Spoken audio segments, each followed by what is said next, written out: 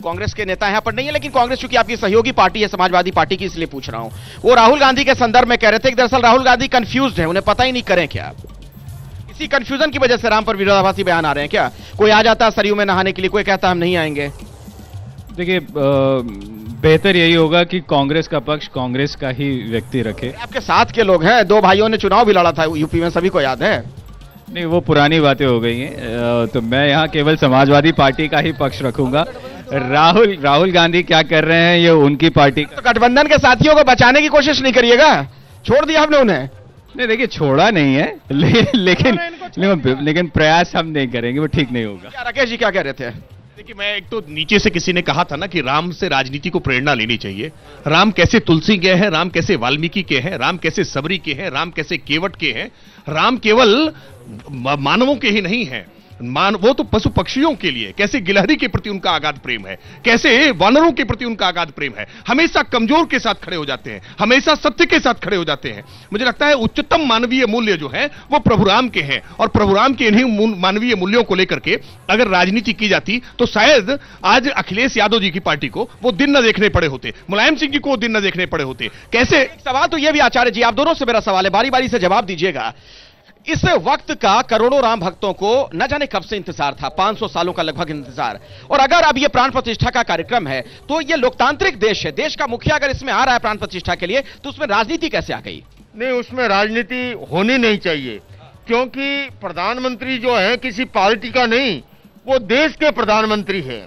और हमने अतीत में भी देखा है कि सोमनाथ जी की प्रतिष्ठा के समय प्रथम राष्ट्रपति राजेंद्र बाबू ने भूमिका निभाई थी।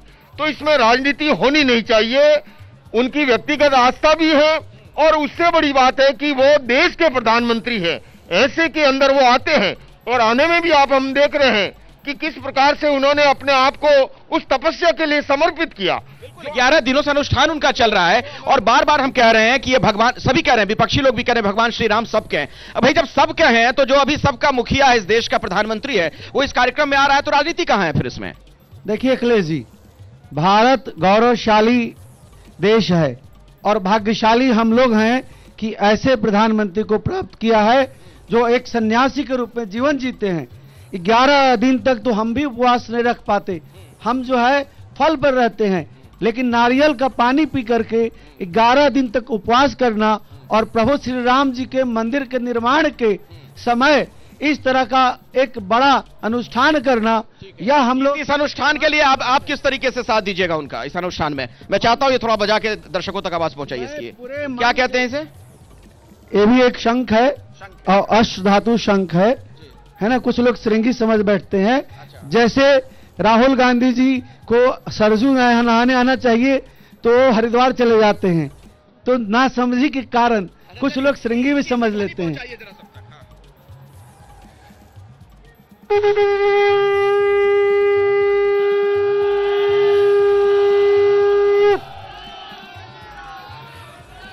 चलिए, अब हम कार्यक्रम के आखिरी हिस्से में पहुंच चुके हैं। फटाफट 5-10 लोग अगर कुछ अपनी बात रखना चाहते हैं, जल्दी से जल्दी। हाँ, क्या कहना चाह रहे थे? हाँ, एक मिनट, हल्ला। सभी राम भक्तों को मेरा राम राम।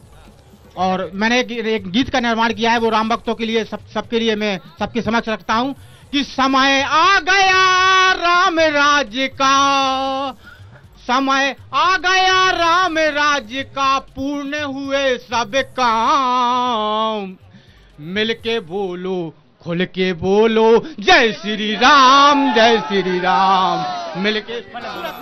हाँ, देखिए, जो बीजेपी और ये जो गवर्नमेंट ने काम किया है राम के प्रति, बाकी काफी गवर्नमेंट आई, किसी ने कुछ काम नहीं किया, हम इनका धन्यवाद करते हैं। जैसे ही घड़ी का काटा दोपहर 2:30 पे आए, बबीता जी का दिल सास बहू साजिश के लिए मचल जाए।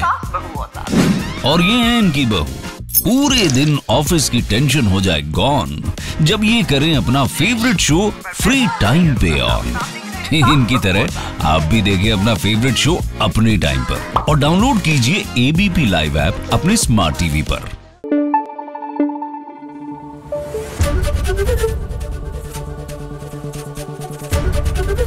एबीपी न्यूज आपको रखे आगे।